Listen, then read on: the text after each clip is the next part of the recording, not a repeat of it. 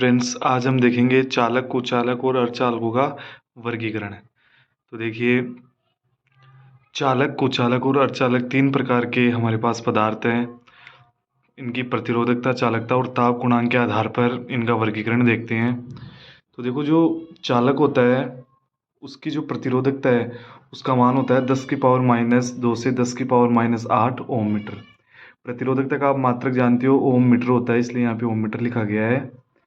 साथ ही चालक की जो प्रतिरोधकता होती है वो काफ़ी कम रहती है, माइनस में आ रही है पावर। इसके बाद में कुचालक की देखें तो कुचालक की 10⁻11 से 10⁻19 ये प्लस में है, मतलब काफ़ी ज़्यादा है। इसके बाद में अर्धचालक के लिए 10⁻5 से 10⁻6 ओम मीटर। इसका मतलब है कि चालक और कुचालक के बीच की होती है अर्धचालक के लिए प्रतिरोधकता की वैल्यू। इसके बाद में चालकता, तो जो चालक होते हैं चालक के लिए प्रतिरोधकता का मान काफ़ी कम था, इसलिए इसकी चालकता का मान ज़्यादा रहता है और वो रहता है 10⁻2 से 10⁻8 ओम इनवर्स मीटर इनवर्स। क्योंकि चालकता जो होती है वो प्रतिरोधकता का व्युत्क्रम होता है, मतलब इससे एकदम विपरीत रहती है, इसलिए मात्रक भी जैसे प्रतिरोधकता का हमने लिया था ओम मीटर, तो इसका हो जाता है ओम इनवर्स मीटर इनवर्स।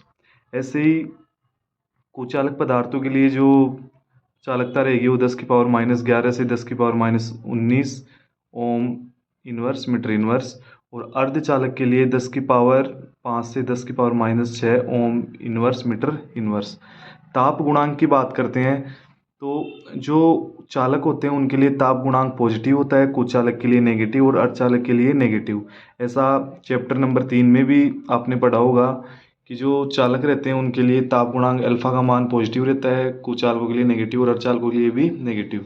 अब देखो, कई बार यहाँ से क्वेश्चन भी पूछा जाता है कि ताप के साथ चालकता या प्रतिरोधकता किस प्रकार चेंज होती है। तो देखो, आप चालक का ताप बढ़ाओगे तो उसकी प्रतिरोधकता बढ़ती है, मतलब चालकता घट जाएगी। ये नीचे लिखा हुआ है, टी के ऊपर की ओर एरो लग रहा है, मतलब ताप बढ़ा रहे हैं तो रो जो है वो भी बढ़ेगी, मतलब प्रतिरोधकता बढ़ेगी, जिससे चालकता घट जाती है। इसीलिए ताप गुणांक का मान इसमें पॉजिटिव रहता है। साथ ही कुचालक के लिए देखिए हम, तो ताप बढ़ाने पर इसकी जो प्रतिरोधकता है उसकी वैल्यू घट जाती है, लेकिन मामूली सी घटती है, कुचालक में ज़्यादा प्रभाव नहीं पड़ता है, प्रतिरोधकता नाम मात्र की घटती है ताप बढ़ाने पर, और इसके लिए जो अल्फा का मान है वो नेगेटिव है ही। अर्धचालकों में ताप बढ़ाने पर जो प्रतिरोधकता है उसमें काफ़ी इफेक्ट पड़ता है, और जो अर्धचालक पदार्थ है वो चालकता दर्शाने लग जाता है। आगे हम देखते हैं बेंड सिद्धांत के आधार पर चालक, कुचालक और अर्धचालक। तो सबसे पहले हम देखते हैं चालक। तो चालक में क्या होता है, जो संयोजी बैंड है उसी के ऊपर चालन बैंड अतिव्यापित होता है, मतलब दोनों के बीच में कोई गैप नहीं रहता है। डेल ईजी का मान, वर्जित ऊर्जा अंतराल का मान 0 होता है। तो हम चालक बैंड सिद्धांत के आधार पर चालक की परिभाषा इस प्रकार से दे सकते हैं कि जब किसी पदार्थ के लिए वर्जित ऊर्जा अंतराल का मान 0 होता है तो वो पदार्थ चालक कहलाता है। फॉर एग्जाम्पल चांदी, लोहा, तांबा, ये सब हम ले सकते हैं। कुचालक कौन से हो जाएंगे, ऐसे पदार्थ जिनके लिए वर्जित ऊर्जा अंतराल का मान 3 इलेक्ट्रॉन वोल्ट से ज़्यादा होता है, वो कुचालक कहलाते हैं। एग्जाम्पल के लिए सूखी लकड़ी, प्लास्टिक इत्यादि।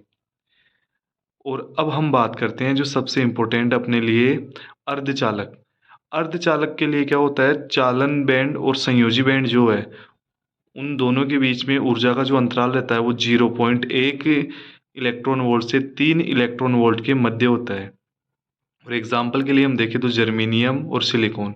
जर्मेनियम के लिए वर्जित ऊर्जा अंतराल होता है 0.7 इलेक्ट्रॉन वोल्ट, और सिलिकॉन के लिए 1.1 इलेक्ट्रॉन वोल्ट। जैसे जर्मेनियम हमने ले लिया, तो जर्मेनियम को अगर आप 0.7 इलेक्ट्रॉन वोल्ट ऊर्जा दे दोगे तो संयोजी बैंड के जो इलेक्ट्रॉन है वो चालन बैंड में पहुंच जाएंगे। और जो चालक है हमारे पास, चालक के लिए वर्जित ऊर्जा अंतराल 0 है, तो संयोजी बैंड के इलेक्ट्रॉन बिना किसी ऊर्जा दिए ही चालन बैंड में पहुंच जाते हैं और चालकता दर्शाने लग जाते हैं। चालन कुचालक पदार्थों में आप 3 इलेक्ट्रॉन वोल्ट से ज़्यादा है वर्जित ऊर्जा अंतराल, तो आप कितनी ऊर्जा दो उस संयोजी बैंड से चालन बैंड में इलेक्ट्रॉन नहीं पहुंच पाते हैं, क्योंकि वर्जित ऊर्जा अंतराल काफ़ी ज़्यादा है। इस वजह से ये पदार्थ कुचालक ही रहते हैं।